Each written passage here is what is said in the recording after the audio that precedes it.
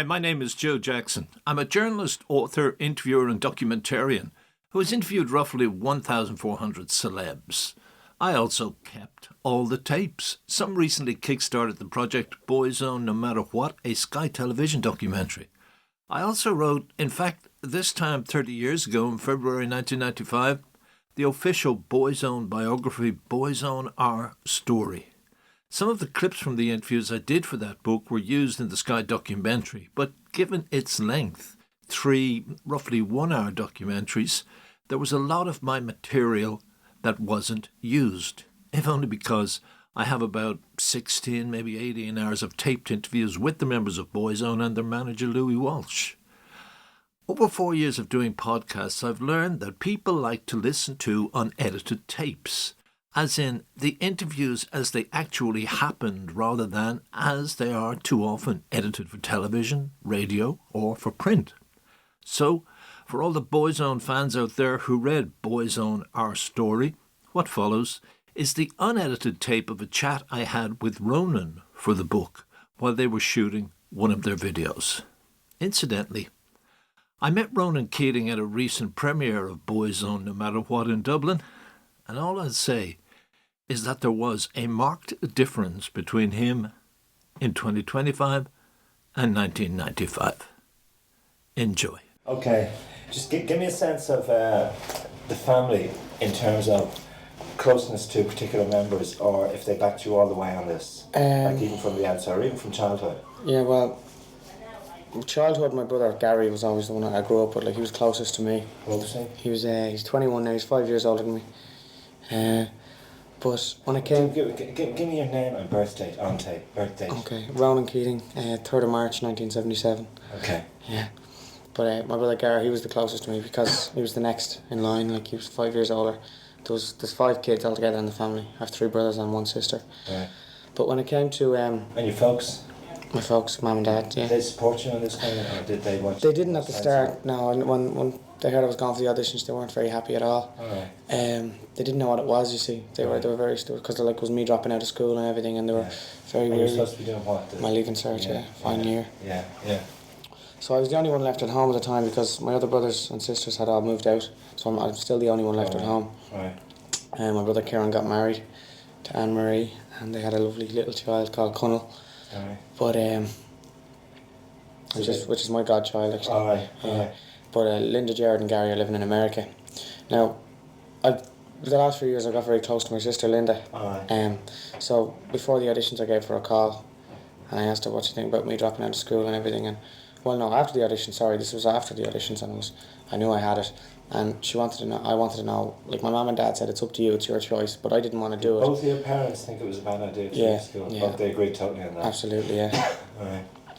But I called my sister Linda and she says, well, you only live once, Ron, and you never get an opportunity like this again, so go for it. So I was on Linda, like, because of Linda, I really... And did the folks going on with her saying that? Did you say, look, my sister suggested? Yeah, more or less, yeah. Well, like, they said it's my life and it's your decision, Ronan, but I know they didn't want me to leave.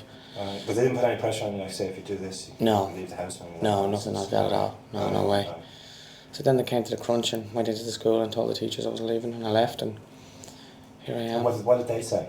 What did the school? What did they say? They didn't want me to leave the school. They said no. It's like, you were a good student, were you? No, not really. Why not? No, I was a terrible student. Why? I was never across the boards. Well, I was good at. I was alright at art and writing. Yeah, English. Very good at English. Very good at it. I thought it was. That would be a chosen subject. Definitely. Right. I was like good poetry. I love poetry. Yeah. What kind of poetry? What did you like? Even the poetry we had to do in school. Oh yeah, Irish poets. I loved it. Oh yeah, Kavanagh, Yeats, Clark. Do you like them? Yeah, I love it. Even though this has been kind of rammed down your throat, you found something in them to relate to. Who do you like most? Yeats. Did you like Yeats? Yes, absolutely. Would you read him? Yeah. I do a lot of reading at home. Poetry, yeah. Gives me a lot of inspiration for writing songs. Right. Yeah. And what about, you told me that your brother, wouldn't he have influenced, or your family would have influenced your musical taste, like, because you tuned into the another generation singers, didn't you? Yeah, I did. Well, when I was growing up with my brother Gary, he was into Aha, and I, for some reason, liked Aha as well because of him. I was listening to it. They were good, like, I still liked them, some of their stuff. But then I sort of went my own way to Bros. I started following Bros then, and I was a big Bros fan. What did you like about Bros? Just the whole image. Like, I liked, like, the hair and the clothes and the music. Just everything about them I thought was cool. So, and then, like, the slaggings I used to get over it, but still, I didn't care. Like, Right. I wanted to be up there as well, you know. It was Bros that fired that dream for you. Yeah, I think so. Yeah, definitely. Bros were the ones that put me on the road. And also the kind of the appeal to women, the appeal to the screaming and all that. Was that a factor, or was it No, the music? no, definitely music. Was No, it? Yeah, absolutely. Even though it was Bros. Yeah, definitely. Just the image and being a pop music and everything about it. But like now that I'm in it, it's a different story. Like it's a totally different life to what I imagined. Yeah. But how? Tell me that straight away. What you would have imagined? Where are the major differences? All glam. I thought it'd be all glam, Okay. but it's a lot of work. I didn't think it'd be so much work. I thought it'd be up on stage singing in the studio. Does it? Late nights, you don't eat the right food. Right. You have to be nice to everybody. Everything about it. It's hard, but I love it. Like, don't get me You've wrong. also got, because I talked about this before and I talked about it with some of the other lads, you've also got this kind of contract which dictates a certain code of living on you. Yeah, you know, can't. as in, Can't do this, you can't go go-karting, can't do skiing, can't ride a motorcycle, you can't do drugs, you can't become an alcoholic. Nothing like that. And if you have a girlfriend, you don't talk about it. Exactly. So these are all the impositions that are put on that when you were looking at Bros, you wouldn't have realised. No, not at all. It's like a 12-point plan. No way. Yeah, I never imagined it. But it doesn't undermine it. No. You just now realise every game has its rules. Yeah, absolutely. This is kind of part of the course here. Absolutely, and this is more than ever. This is a lot of rules in this business. And if you don't follow them, you don't succeed, so... But you have to be nice to everyone. You don't have to really. If a journalist insults you, you can tell him or her to fake off, or do you have to bite your tongue? You have to bite your tongue. Do you? Definitely. I believe so, yeah, because... Because people expect you to be just a nice guy. Yeah, definitely. Like when we were starting off, a lot of people gave us a lot of grief about being another pop group and take that and all A lot of this. people here. Yeah, a lot of people in Ireland. I know. A lot of They people still just... are, aren't they? Yeah, it's still out, of course. But like going to number one here was just so great. It was just shut so many people up. Right. And I think that's our way of like biting our tongue. Yeah. If we do bite our tongue, like we have the last laugh. Like writing Key to My Life now and having it as our next single, it's gonna just Who wrote it exactly? Myself, Mikey and Steve. There's no hidden songwriter in the background here. No. So it's that kind of... No. The producer now, Ray Hedges, he produced it, of course. Right. And he has an input. Yeah, he has an input. Right. But we wrote it. Absolutely. Right. And again, this is a further biting the tongue and saying, wait and see this. Because they're all saying, Boyzone, they do something other than covers. Exactly, yeah. At first it was, they're manufactured. Yeah. Then you kind of point out to them that everybody from U2 to the Sex Pistols are manufactured. They have to back down on that. Yeah. Then you go to number one, so they have to back down and they never make it. Yeah. So it's kind of this descending scale. Exactly. But one of the last ones is, and I work in the rock business, so I know how they actually, people overrate the ability to write a song. Yeah. I think. Because if someone can sing well, dance well, look good, does the act well, does the business, to me they're all factors of the same thing. Yeah. So to just say, but they don't write their own songs, is to me silly. Yeah. But that's where a lot of them are still coming from. That's it, definitely. So this is a big factor. Absolutely. We just can't wait for the single to come out now and shut so many people up, because it's... What if it's not a hit though? How will it damage your confidence? Will it upset the game plan? No. We all believe it's going to be a hit. We really do. But if it's not, at least it's a song that we wrote ourselves. That's the main thing. That's it. It's one we wrote and we brought out, and we weren't afraid to do that. Because if we bring out another cover, we're going to be torn to bits. I know that.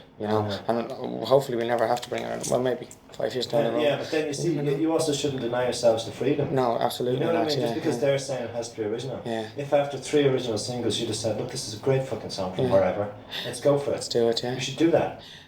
Yeah, true. So what about the songwriters you told me you were listening to and the people who influence you? Well, Yates influences me a lot when I'm writing. George Michael and Delamitri. Dylan Big Time. They're the greatest songwriters. Did you tell me you listen to people like Clapton and that? No, that's Mikey. Yeah. It's Delamitri. The songwriting is just incredible. If you ever listen to the lyrics in a song, nothing ever happens. Like the lyrics in that song are incredible. Post office clerk put up signs saying position closed and secretaries turn off typewriters. Like it's real to life. It's perfect, but people just don't have the intelligence. They just have to. People go for an in-depth look at everything. They like to say, "Oh, we got to look deep into this." But if you just look at a fine line, post office clerks put up signs saying position closed. And, they're just incredible writers. Right. And I'd like to go and write a song with them. That's your inspired to. How about the folks' reaction now? Have they bitten their tongues? Yeah, big time. So proud of us. Are they? Yeah, big time. Really? Big time. Do they not? But they're also behind you, like making sure you don't make the wrong moves. Oh, aren't definitely, they? yeah. But are they not afraid that if you don't go on to continue a career in music or whatever, that like at what age are you now? 17, 18 next week. Yeah, 18 next week. Christ, okay. That at 20, Yeah. you know, you have to start something else. Do they not still kind of hang that question mark over, or do they say good on it? Well, Go for it while it's here. not my parents, because they know it's what I always wanted to do and it's what I'm going to stay doing. Alright. Whether it be 5-10 years in the band does start to part, I'll definitely stay in the business. I'll definitely be singing, whether it be with another group or solo or whatever. Yeah, you're saying that. Like I wouldn't talk about it. Like I don't want it to happen that the band will fall apart. But if it did, that's the way to be. Tell me about things that people like apparently to relate to, like your first girlfriend. No, first She hasn't girlfriend. arrived yet. No. First girlfriend. Yeah. Just give me a little anecdote on her. God, I think I was about 13. I think I was very old, like compared to some fellas I know. First girl I went out with. Yeah, I think Shank started at 10. Yeah. Maybe Sean me too. 13 too. I think I was 30. Yeah, 13. So what was it? It was a kiss. I didn't know how to kiss, and she kissed me, and I got the fright of my life. Where was this? What was I it? was at a party, my cousin's party. Yeah? Yeah, jeez. And she was 13 too? No, I think she was 15. Yeah, she was 15. Oh, you see? You see, that's what it was. That's already. it. You learned your lesson. That's it. So what frightened you about the kiss? What do you think?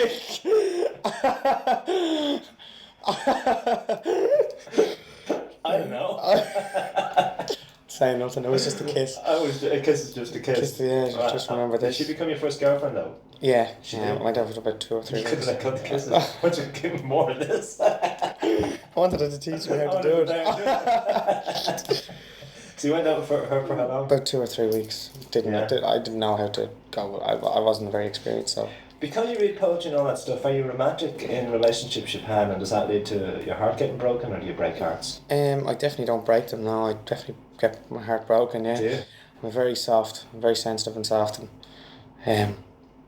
yeah, I think I am very romantic. Well, I try my best to be. So what was the worst heartbreak from a breakup? No. Rejection? No. It was a girl. Like, I'm still going out with her at the moment. Oh, but, yeah, you know the story there. I do. But it's like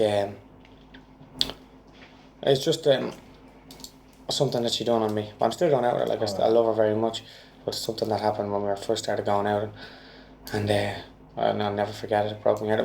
You can say it was last year. All right. So like you can say I'm not going out with her anymore. Yeah. It was last year, and she done something on me and it broke my heart.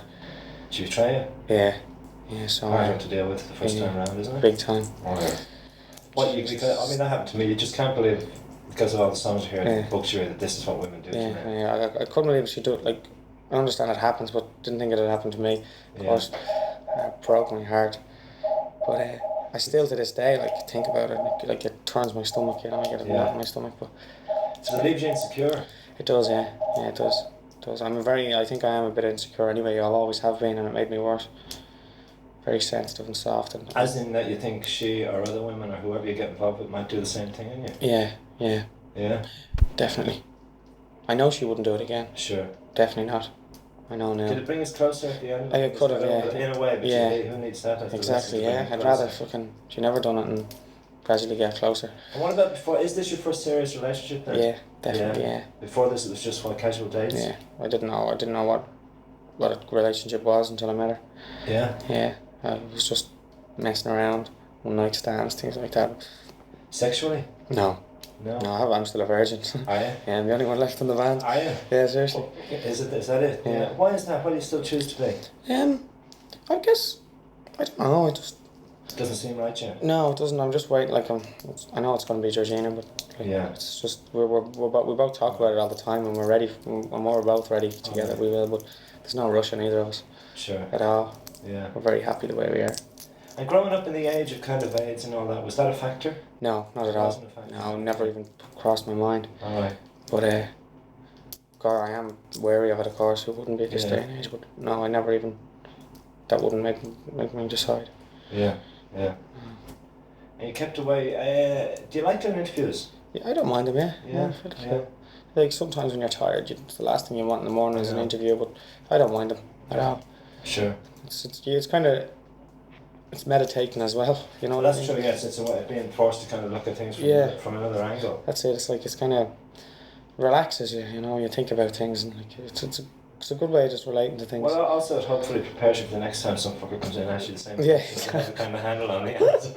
That's it. Yeah. So what's been the highlight of the whole thing for you? The highlight of the whole thing. Particular moment, be it personal or professional. I think a record the number one.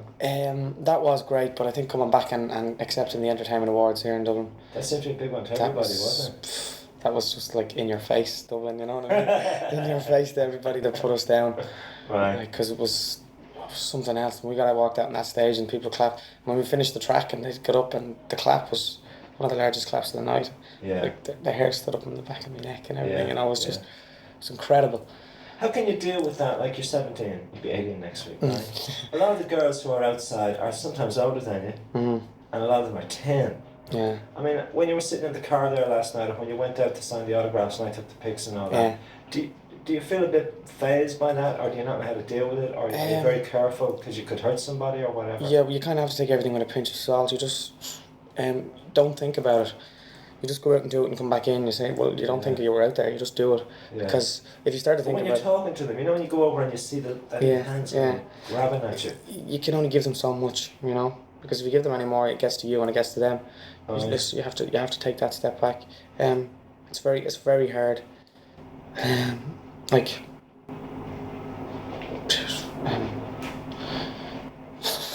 Blank. I can't think.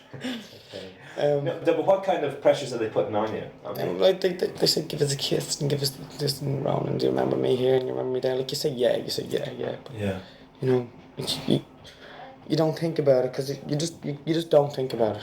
You can't. It's your job and you do it and you get out and that's it. Yeah. You don't go home and say, oh, remember this girl here. Yeah. You got to forget about that. Do you get frightened by any of them? I mean, some of the male obviously can be very obsessive and kind of a bit kind of fucking weird. No doubt. Do you get any of that stuff and kind of feel, what the hell am I in here? Exactly. You give them an inch and they take a mile, you know what I mean? You gotta you only give, as I said, give them so much. Like if you recognise too much about them, they really think you're into them. Yeah, exactly. It starts building into fantasy. Yeah, when you remember their names or things like that, and they think they're your friends then, and you don't give them time, and they say, "What are you getting big-headed?" You know what I mean? But they don't understand that like it's your job and this is what you do, and they think you're your friends now, and you can't do that. How do your friends react to all this? Well, I hadn't got many friends at the start. Like I wasn't very like I have a few friends, very close friends that I still have. My mate Mark, and Stewie, and Trev, and Declan, like they're my close friends, and I don't have any other friends outside them. Like I had a few friends, stragglers, but they kind of faded away because I don't have time for any of that anymore. When I get home, I see my family and close friends, and that's it, and I'm gone again. Are they all with you on this? Are the friends with you, or is there any kind of big time antagonism? No, not at all. They're so proud of me and happy. Are they jealous that you're getting rich and they're looking for a job? No. They realise that they have to get on with their lives as well. Right. Like my mum, she like at the start she was answering the phone and taking the mail and all, but she understood that she had to get on with her life as well. Sure. It was like taking over. Yeah. You know, and she just couldn't handle that, so she had to just lock herself away. Like even when she was at work and the women would be saying to her, "Oh, I see your son here, I see your son there. Can you get me this autograph? Can you get me that autograph?" She just had to lock herself away from it all because she'd go crazy. So she's pulled back from all that, and your dad has too. Yeah, big time. So what happens? Are they still coming around and putting envelopes in the doorway and arriving on your doorstep? Yeah, like when I was leaving this morning, there was kids outside the door. Yeah. How many? 4 or 5. Morning? Yeah. Like I don't understand. They're not going to school. What can you do? Yeah, well, not school. Yeah. What did you just wave at them or? You gotta say how you doing, wave. How are you? See ya. And will they be there when you get home? Yeah. It's a little bit, you know, it is a bit dangerous, you know. It is dangerous, and like it's dangerous for them too because they're there all day and it's like when it gets late at night, it gets dark, and it's like they're young kids, you know, and they're still there. It's very. But most of them, everyone I talked to the other day, their initial response is, "He's a massive, he's a riot." You know, are you a virgin? I'd love to break in. Let me break in. It's terrible. I mean, they can't be serious. No. You know what I mean? It's not just that the bigger girls say it, so the little ones say it. Yeah, I think that's what it is. Yeah, I'd say it is. They don't even probably understand what it is. Yeah. They're just saying it. It's very sad. And in the letters, it's just, I mean, I was looking at some of them, it's just, "I love you. I love you. Please phone me," or "life." They don't even know what love is, though. They're so young. I know. You know, like, what do you do? Like, so what are they saying? I long for you to recognise me. Yeah, that's probably Isn't that basically what it is? Yeah. Show me I exist. Show me I exist. I'm your number one fan. Prove it to me. Like, tell me you know my name. Like, they all want to be your number one fans, because it's just.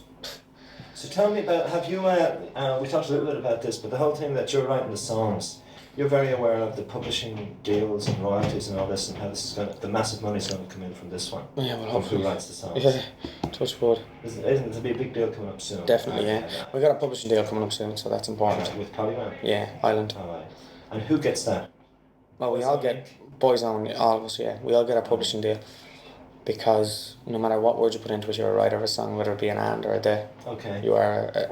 Alright. So the composer royalties are cut down 5 ways? No, only on the. No, I'm talking about the upfront. Sorry, I'm talking about the advance. Alright. So. Okay. Then when the royalties are your own, whoever writes the songs, the royalties are your own. That's the way we work it. Okay. And then. And this is all above board, right? Oh yeah. Neatly set down on paper. Absolutely, contracts. Exactly. Yeah, definitely. Right. Yeah, because otherwise we kill each other. Money is the root of all evil. As Are you everyone afraid knows. of that? Is there a fear, and maybe that's happened at moments, where who's getting what requires someone getting more than me becomes a big factor? Definitely. It is. It's a scary thing, because, as you know, we didn't know each other before we were in this band, and like, if we were brothers, because we all understood where the money's from, but like we were friends, and like, we are the best of friends now, don't get me wrong, but like, when it comes to money is money, and that's people think money. People go their own way. Yeah, they do. On that one. Definitely. But we're all friends, and we all understand, and we're not going to be shy with the money and say, no, this is mine, that mine. If people don't have money and this person does, well, then they have to give them somebody else. We understand that. Right. We're not going to let our friends. We're not going to. Yeah, but also if somebody, you see, and it's also the business, the music business, and if somebody does write songs and someone else just sings songs, then the person who writes them has to get more money. Definitely, absolutely. You know what I mean? They're the rules of the game. That's too. it, yeah. Well, that's it. If I write the songs, I'm getting the money. If Mick writes the songs, he's getting the money. Right. Steve, if Keith, if Shane, whoever writes the songs, is getting the money. But this is just that's the way we see it. Like, that's the rules, anyway. And do you feel when you get this big whack of money that you have to be less of a fire to do this? That you may feel I got what I needed. No, I think I'd be more hungry to get more. Right. No, I'm not in it. Like, of course I'm in it for the money. That's a stupid thing to say, but I'm not 100% in it for the money, because I love music and I love performing and I love entertaining and getting up on the stage and showing what I can do and writing songs and building a song. Like when we go over with Ray, like I went over there. Ray seems to be a good influence. Good guy, yeah. I've never met him, but Louis was saying you should meet him. He's really part of this. Definitely. We haven't talked. Anytime I've written about you, I don't think I've even used his name. Yeah, well, he's a good guy. Which is a bit unfair, maybe. He's a good fella. We're talking to. Like, I went over, I was on my holidays last week, as you know, we were all on 2 weeks holidays, and I got a call. I arrived back, myself and Mick, on Saturday, and I got a call on Saturday night that I had to go to London. On Monday, which I was I still had a week's holidays left. All right. And I was said, no, I can't go. And he says, well, it's got to do this. You got to do this B-side for this track. Right. And you got to rework a vocal on the A side. All right. Well, do the B-side means record the whole thing? Yeah, well. Just dub or whatever? No, well, the idea was, like, I was going over to rework the vocal. This is what I was told, to rework the vocal on the A side. I got over there and I'm told. I got over on the Monday, I went over, my brother came over with me. Because he was home from the States, and like, I just, like, I was on holidays, and like, I wanted to see him. So I brought him over with me. So I was told I'm going over to rework a vocal on the A side. I got over there and I'm told to write a B side and record it there in that day. So I write it down. Write a B side and record it that day? Yeah, we done it that day. When Will You Understand was the name of the track. Holy shit, can you write songs that quickly? Ah, yeah. Can you? Ah, yeah, I do it. Did you have a little notebook of ideas though? No. We had a bass line. When will you understand? That's the line we had. That's all we had. Okay. That kind of just that run. That's it. That's all I had. From there. So we built the whole song, and that's you and Ray. Me and Ray and Martin just built the whole song. Martin's the keyboards. He does all the music. Yeah. And we just sat down. Your lyric. Yeah, total, absolutely. That's great. So I says, right, we got to get a song in. 5 minutes left. Could you raise Oh, Joe. I'm not egotistical. Call it John then. Yeah. Do you want other people to record these songs? Is that part of, when you get a publishing deal, part of the hope too is that you can start placing the songs? Yeah. Jeez, yeah, that's more money for me. We've done Danny Osmond a great favour this year, you know. Absolutely. You know what I mean? Where is he? Does he even know? No, I haven't heard. I heard he rang the record company now to say congratulations. Did he? Which was very nice, yeah. Well, I saw the Osmond brothers in Branson, Missouri. Really? And Mary Osmond. They all have their own theatres in this place in the Ozark Mountains. 29 theatres in one town. Don't believe I it. swear you should go. I mean, it's unreal. But it's Andy Williams who discovered the Osmonds. Yeah. It's the Osmonds, it's Mary Osmond, it's Ray Stevens, all these kind of country old pop stars who have faded. Yeah. They are making a fucking fortune. With 29 theatres, they don't need press, they don't need managers, they don't need agents. Yeah. And they have 2 shows a day, 2,000 people per show for about 9 months of the year. Jeez. So Andy Williams said to me he'd made like something like 2 million, more than he ever made when he was having hits, had a TV series and had albums released. Oh. And that's where the Osmonds What did they do in the theatre? Plays? They just give a show. It's like the Osmonds Theatre, so it's Osmonds posters, bits and pieces from their past, and you go in, and that's what you see. That's what they're making a fortune. We all Where's think this, they're gone. Missouri? It's in the Ozark Mountains. It's called Branson. It's the alternative Nashville, because Nashville doesn't have theatres, but there's 29 theatres. Don't believe it. So let's set up something like that here in Ireland. Yeah, shit, yeah. So the hope too would be that you play songs with some artists. Oh yeah, definitely. I'd love to do a cover, or I'd love to do a duet with George Michael. Would you? Because he's my idol when it comes to Why, music. vocally and as a songwriter? Yeah, definitely. Do you learn any lessons though from him when you look at the fact that he had a strong challenge trying to go from being teen idol to he had to call an album Listen Without Prejudice? Yeah, that's right. You know what I mean? Which was Don't Judge Me on Wham.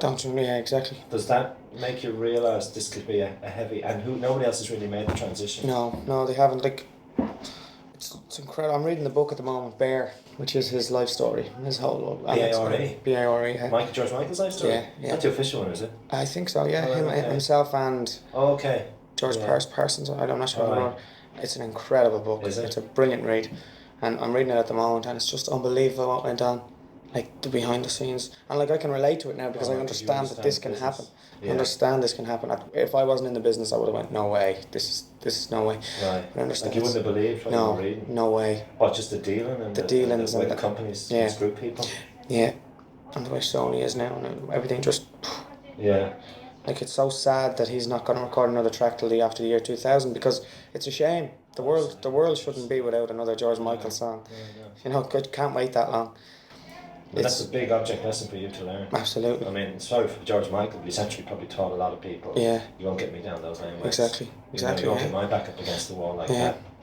It's unbelievable. Like, there's only a few over there in England that are in the world: George Michael, Elton John, Michael Jackson, that have lasted the pace and have been around for the years. And But have also made the transitions. It's a different thing to go from, because teen, whatever, even the Osmonds, David Cassidy, the Monkees, the whole history, bras, there was always this prejudice against them. absolutely. From the minute they started, and it usually comes from wanky fucking rock critics who Yeah. then feed it to rock fans who think they're superior. Yeah, exactly. And then it goes out into society. Yeah. You know, so that's a huge barrier. And Big time, and they broke it. Definitely, like Michael Jackson started when he was what, 6, 7, I don't know, whatever, right? Elton John has been, I don't know, years. How many years is he on it? 30 years. 70 was his first album. 25 years. 25 years at it, you know. And then George Michael, like, there's not many of them that can do it, and that they're still doing it. Well, George Michael isn't now, but they're still throwing out the hits. And What do you think of your so-called kind of peers or rivals or whatever that in terms of their songwriting ability, the E17s and Take That? Do you think they're producing good work still, or do you think they're fading or what? well, I was watching the Brits the other night, and I seen Take That, and it was just incredible. I thought it was a great track, and it's after you can clearly see now that they're breaking. They're trying to get out of this teen market and go into the older age, which this song is able for. Definitely, whatever. What's the older age up for then? 25 to 20, know, yeah. 20 to 30? What is the older age? I don't know. I guess Just older than older 14 than to 14. Yeah. Like, So I'm sure they still have them 14, 15-year-old fans, but then, as you know, like, their image is changing now as well. Yeah. Like, they're a great band. They're brilliant. They deserve to be where they are. Right. A lot of people have quoted us and saying that we don't like them and all this. Like, but like, we never said it. That's like trying to set up a kind of obvious rivalry. Yeah, that's know? it. Yeah, that they're doing that purposely. But like, we never said it. And like, But I mean, wouldn't they also be actually changing their targets because you guys are moving in? yeah, You know, whether they accept it or whether they want to admit it or not, yeah, they have to see the writing on the wall. yeah, You know? yeah. Well, like, New Kids on the Block, I hope saw it too. You know, when Take That moved in. Yeah. But that's the way the pattern Yeah, goes, that's isn't it. You know, people forget very easily. Young fans forget very easily. Very don't easily. they? Very It's, easily. it's the most fickle audience in the world. Absolutely. Bros were there one day and they were gone the next, Yeah. and that's no joke. It was one day in, one day out. Can you sit back and accept the fact that you are moving, take that off the top rank? No, I don't think we don't sit down and say, well, we're doing it. No, I don't think we ever will either, because we don't. That's not what we're here for. That's not our intention. Like, we don't want to just kick them out and move on. Yeah. We want to make our music, do what we have to do. And there is room there for 2 groups, definitely. And more. And more, 3, 4, 5 groups, whatever. Boyzone will be following. After Girls On, yeah. Oh yeah, That's another one, yeah. But like, there's so much room there for anyone, and that's just the critics. They have to do this. They have to say, "Oh, move over this band," and there's no need for it. Like, another band can come in, no problem, and bring out the same quality music and sell the same amount of singles. And, you know. And, so, what's your single greatest hope out of all this? Beyond all this, you obviously want. I mean, not just on a professional level. You would want to fall in love, get married. Of course, yeah. And out of this money you get, maybe buy your own place. Yeah, I'd like to. Well, I think the first thing I'll do is, like, hopefully, if I can afford to get a house and put tenants into it, like rent it out, maybe. I don't want to go splash my money about if I make it. I don't want to go buying cars and things like this. Yeah. I'd like to buy a garage for my brother. He's a mechanic. Maybe buy a restaurant for my sister. She has a restaurant in New York. And your other brother, this is the brother in America? No, this is my brother's married. He's living here, yeah. Okay, yeah. Okay. Jared, I'd leave him. My brother Jared works in the stock exchange in Wall Street, in New York, so he's alright. Gary, I don't know about Gary. He can advise you. Yeah, that's it. Well, he does actually. I talk to him a lot about everything. Yeah. Great, about investments, and shares, and all that kind of stuff. Absolutely. Great. Good. So, and the folks? The folks, I'd buy them a house in the country. Would you? They love the country. They hate Dublin. Where the fans couldn't. What do they? Well, my father's from Cavan and my mother's from Raheny, but like they love the country. They love. It's not that they hate Dublin. They just love the country. They just want to be there. And you live where? I live. Tell me, Holt. Someone else wants to go to Holt. There's like some aspiration to get. I'd like to live in Clontarf, maybe. Would you? Yeah, I like Clontarf. Good investment as well. Yeah. I'm not delighted. This is good talk, you know. Yeah, it's sensible, because I mean, again, it suggests that nobody's going to pull the wool over your eyes and do the George Michael stuff on ripping this off. And on a professional level, I mean, marriage beyond it all. Definitely marriage. Like, of course, I want to fall in love and get married with the right girl, and because I don't want to be judged on Boyzone and who I am. Like, I'm gonna wait. As if that defines everything you wear and did. And that's it. You know what I mean? Like, it's very hard, even to this day, to take anyone seriously as your real friend. Who, like, I know I have my friends, but anyone outside that, I don't know who they are. They're just for my money or for my fame. Yeah. Not that I have money or fame, but you know what I mean. Yeah.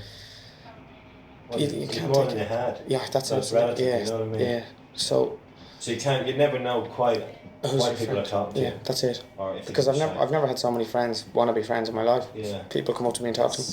Yeah. I don't even know these people. Sure. No, and they come up. Question that. Yeah, and then you get mothers of fans, and they come up and they say, "How are you doing?"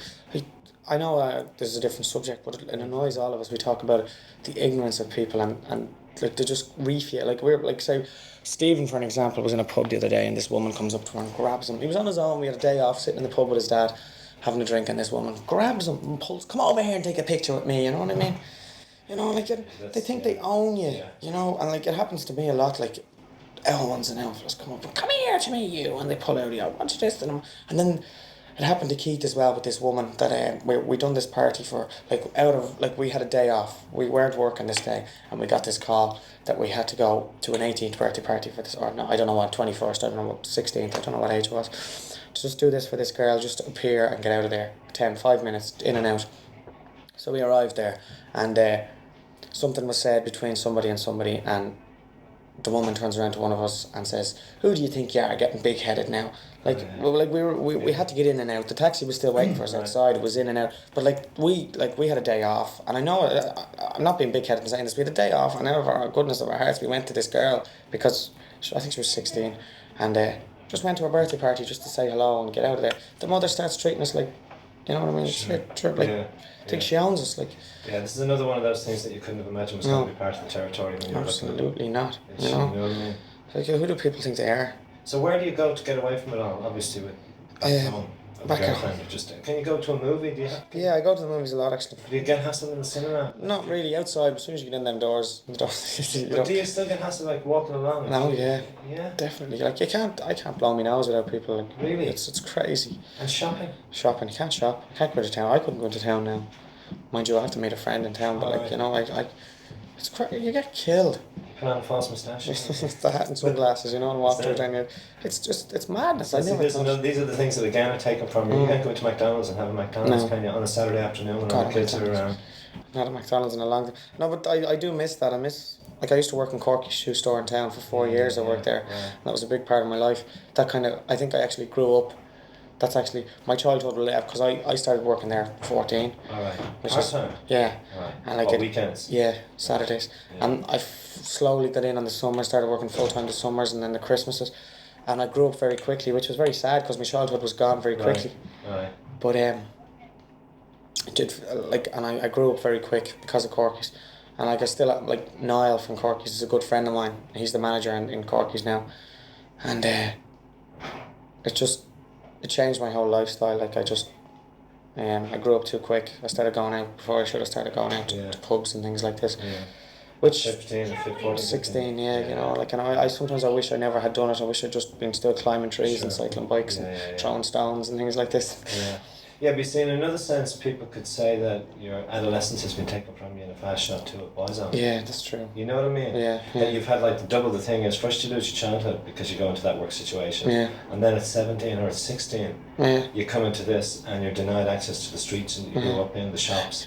You know what I mean? So in a way, there is a price to pay for all this. Absolutely, yeah. You know? Yeah. And I mean, I suppose, but one of the good signs of all this is if you feel that way, you work that into the songs. Yeah. You know what I mean? I do, yeah. If there's an element of longing for something, doesn't matter what it is, and you can actually work it into songs, and then the songs are going to be real. Yeah. Well, we wrote a song, myself and Stephen, which is very important to us. It's called Coming Home Now.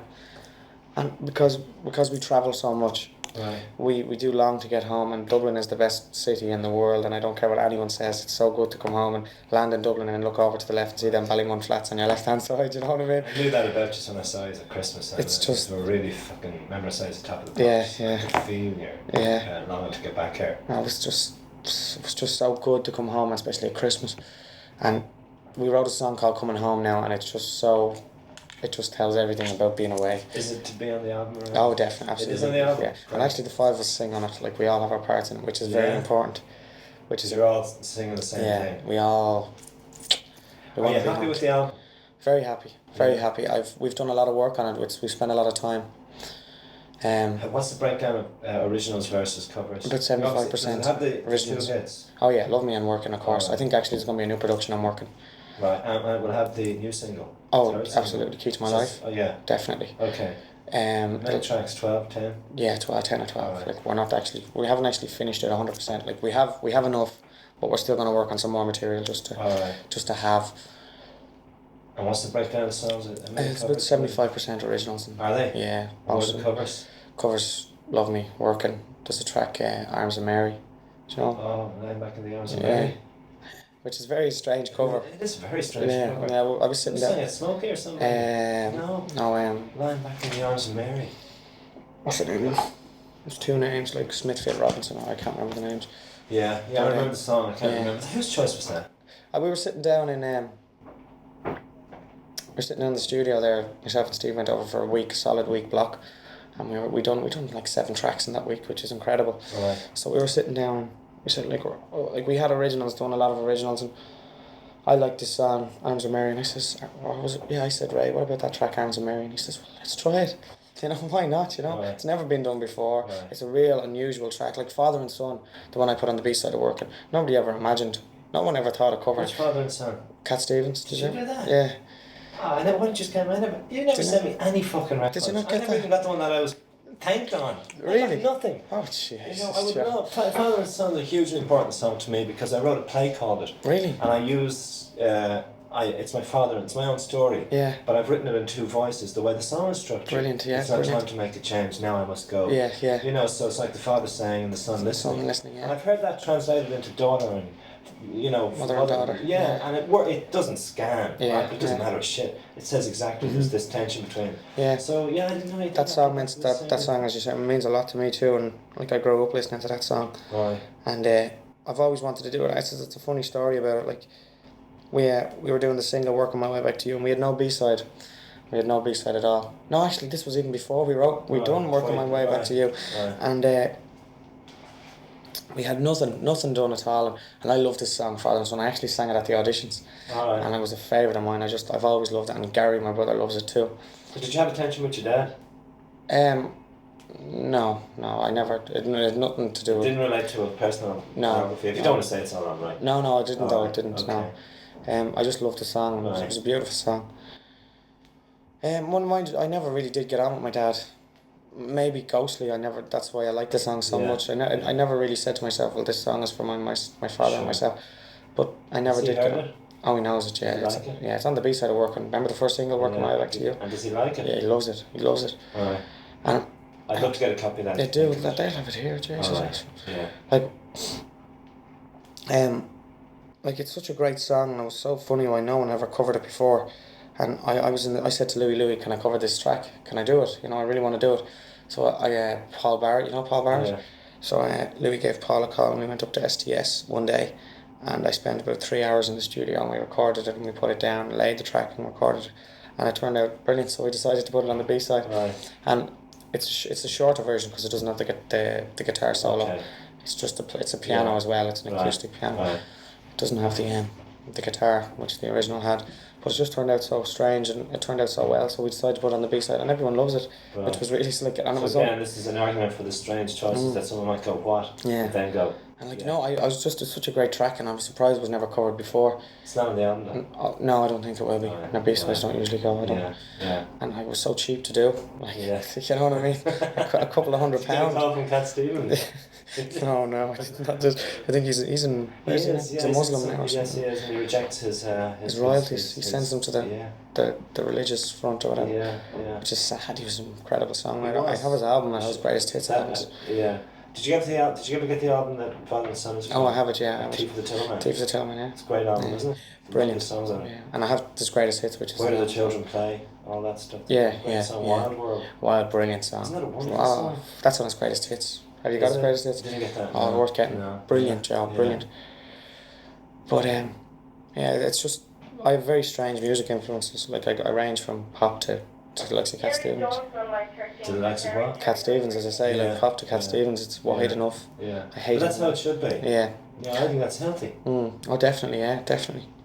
Do you listen to any classical or jazz? Any of that? I do. Instrumental I was coming over in the car today, and I have Julio Iglesias' greatest hits, Right, and there's a right. song on it. It's in Spanish, and it's like an opera. It's just Right, the song. It just makes the hair stand on your head. It's incredible. I just love harmonies and melodies. I love Right. Motown. I love, Right. but I love The sound of the voice and Yeah. that kind of setting. yeah, and opera I love, and remember the World Cup song Vilchado, I think it was called. Yeah. Incredible track, like that. See, I think the Irish are great at tuning into a beautiful sound. Yeah, You know what I mean? We just seem to love the sound of a voice singing out. Yeah. No matter what it's singing. Yeah. We just seem to go Yeah, from in there. definitely. So, and I mean, I think that's why I have great time for what you're doing. I mean, the way you sing it, love me for a reason or whatever, to me, it doesn't matter where it comes from. You're singing with this kind of joy and kind of passion that makes other people hook into it. Yeah. So, who gives a shit? Who gives a shit, You know exactly. what the other kind of criteria are. Yeah. I can leave you there. You sure? Yeah, no, that's fine for me. If I have any other Yeah, questions, sure. I can get back to you later. Grand, sure. I'm yeah. going to give you a card about. Hi, Joe Jackson here again. I thank you for listening to this edition of the Joe Jackson Interviews podcast. And if you're interested in any of my other Boyzone tapes or any of my tapes in relation to perhaps making a documentary or just want to check out some of my articles, go to joejacksoninterviewer.com.